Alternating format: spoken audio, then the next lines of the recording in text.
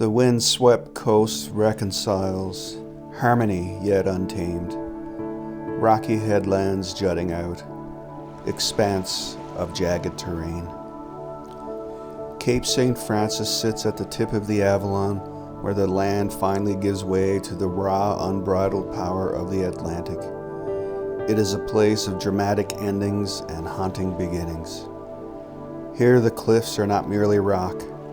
They are the scarred knuckles of the earth thrusting out to meet the graveyard of the Atlantic.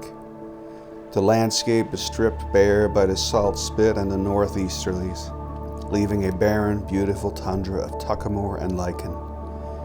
In the transition between the fog and the sun, the Cape feels like a cathedral of wind, where the only choir is the crashing of the swell against the foot of the beamer. The history of Cape St. Francis is written in the language of survival and the low, mournful moan of the foghorn. Since the first light was established in the 1870s, this point has served as a lonely guardian for mariners navigating the treacherous mouth of Conception Bay. Generations of lightkeepers lived here in forced solitude, tending to the flame while the spray of the ocean reached up to coat their windows with brine.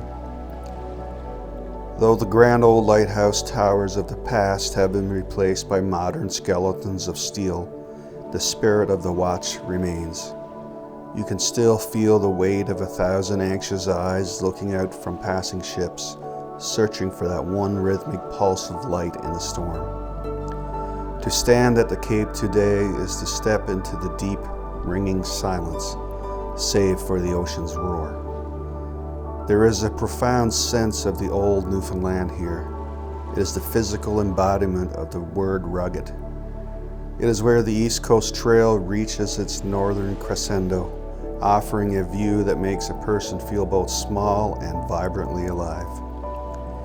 It is a place where the granite remembers every gale, and the sea never stops telling its stories to those brave enough to listen. Singing loons serenade me, masts slowly disappear, horizon between two arms, beckoning as I peer.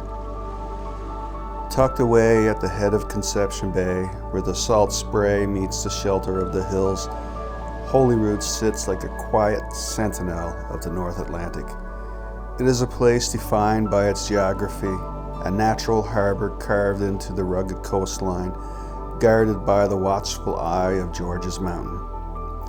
The community unfolds along a shoreline where the water transitions from the deep, restless blue of the bay to the calm sanctuary of the bottom. Here the landscape is a dramatic interplay of stone and tide. To stand atop George's Mountain is to see the world in its rawest form, the rolling barrens, the dense tuckamore, and the vast expanse of the sea that has both fed and challenged this town for centuries. The history of Holyrood is etched into its very name, a nod to the Holy Cross, and woven through the lineages of French, Spanish, and English mariners who once sought refuge in its arms. For generations, Holyrood was the hub of the salt cod trade. The echoes of the Golden Age remain in the spirit of the locals, a people born of the squid jigging ground, where the annual arrival of the baitfish once turned the harbor into a shimmering frenzy of light. When the railway pushed its way through the wilderness, Holyrood became a vital artery for the island. The tracks may be gone, replaced by the quiet footsteps of hikers and the frequent rumble of ATVs on the T-Railway, but the sense of connection to the rest of the rock remains.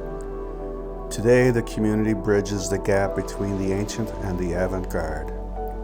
It is home to the Marine Institute's Holyrood Marine Base, where the next generation of seafarers learn to navigate the same waters that their ancestors once rode in wooden punts.